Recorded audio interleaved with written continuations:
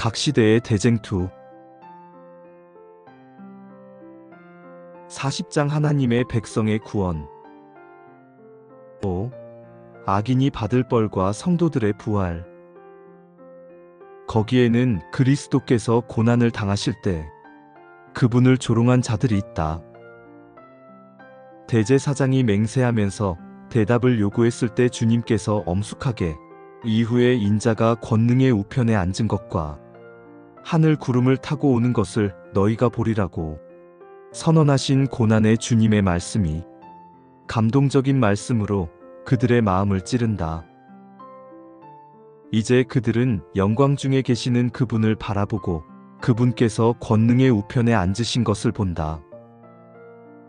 주님께서 하나님의 아들이라고 주장하신 말씀을 조롱한 자들도 이제는 말이 없다. 거기에는 왕이라는 주님의 칭호를 조롱하므로 군인들에게 명령하여 주님께 왕으로 관을 씌우게 한 교만한 헤롯도 있다. 불경건한 손으로 주님께 자색옷을 입히고 주님의 거룩한 이마에 가시관을 씌우고 저항하지 않는 손에 가짜 호를 들리고 참남된 조롱으로 그분 앞에서 절을 한 바로 그 사람들도 있다. 생명의 왕을 때리고 침을 뱉던 자들이 이제는 꿰뚫어 보시는 주님의 시선을 피하고 주님께서 임하심으로 나타나는 저항할 수 없는 영광에서 숨고자 애를 쓴다. 주님의 손과 발에 못을 박은 자들과 주님의 옆구리를 찌른 군인도 두려움과 후회로 그 상처의 흔적을 바라본다. 제사장들과 장로들은 갈바리의 사건을 놀라울 정도로 환하게 회상한다. 그들은 머리를 흔들면서 악마적 기쁨에 사로잡혀 부르짖던 이를 공포감에 사로잡힌 채 기억한다. 저가 남은 구원하였으되 자기는 구원할 수 없도다. 저가 이스라엘의 왕이로다. 지금 십자가에서 내려올지어다. 그러면 우리가 믿겠노라. 저가 하나님을 신뢰하니 하나님이 저를 기뻐하시면 이제 구원하실지라. 제 말이 나는 하나님의 아들이라 하였도다. 그들은 구주께서 말씀하신 비유, 곧 포도원의 수확을 주인에게 바치기를 거절하고 그의 종들을 때리고 주인의 아들을 죽인 농부의 비유를 생생하게 회상한다. 그들은 또한 그들 자신에게 선고된 말씀을 기억한다. 포도원의 주인은 이 악한 자들을 진멸할 것이다.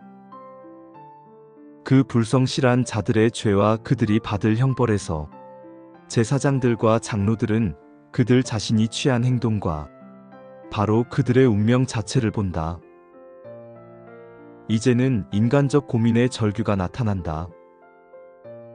저를 십자가에 못 박게 하소서, 십자가에 못 박게 하소서 하고 예루살렘 거리에 울려 퍼졌던 것보다도 한층 더 큰 소리로 그는 하나님의 아들이다.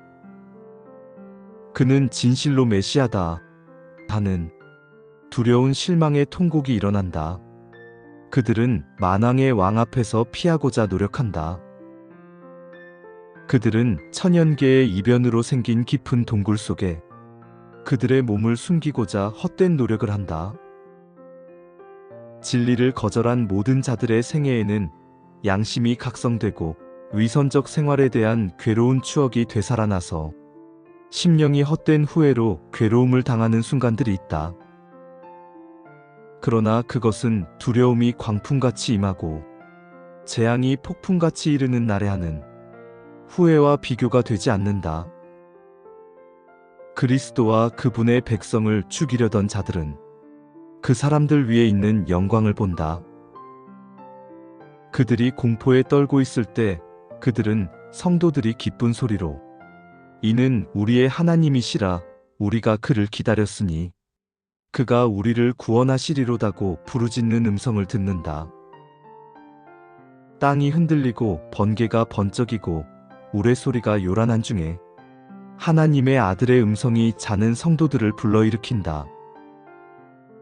주님께서는 의인들의 무덤을 보시고 당신의 손을 하늘을 향하여 드시고 깨어라, 깨어라, 깨어라. 티끌 가운데서 자는 자여 일어나라. 고 외치신다. 이 땅의 어느 곳에서나 죽은 자들이 그 음성을 듣게 될 것이며 그 음성을 듣는 자는 살아날 것이다.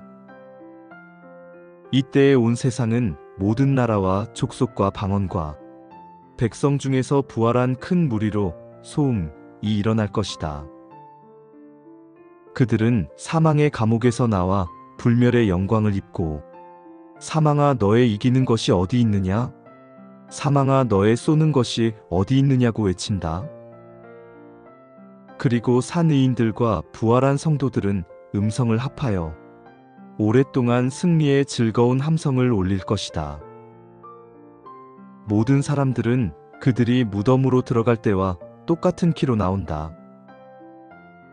부활한 무리 가운데 선 아담은 키가 크고 위험 있는 모습을 지니고 있지만 하나님의 아들보다는 조금 키가 작다. 아담과 그 후세의 백성들을 비교해보면 현저한 차이가 나타난다.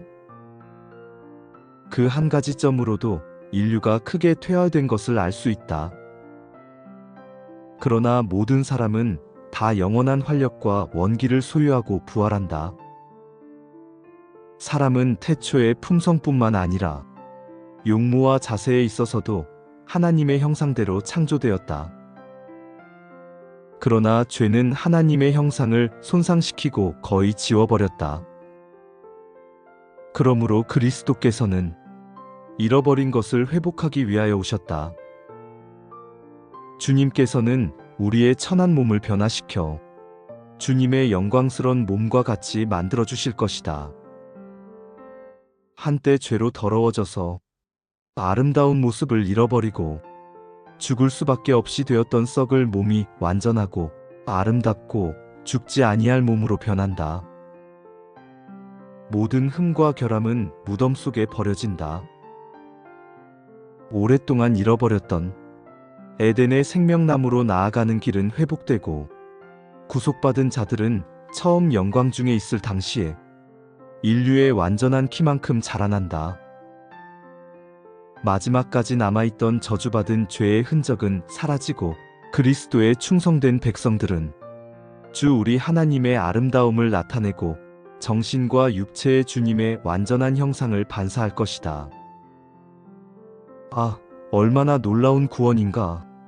그것은 오랫동안 이야기하고 고대하고 열렬한 기대로 생각해오던 것이었지만 완전히 이해하지는 못했던 것이었다.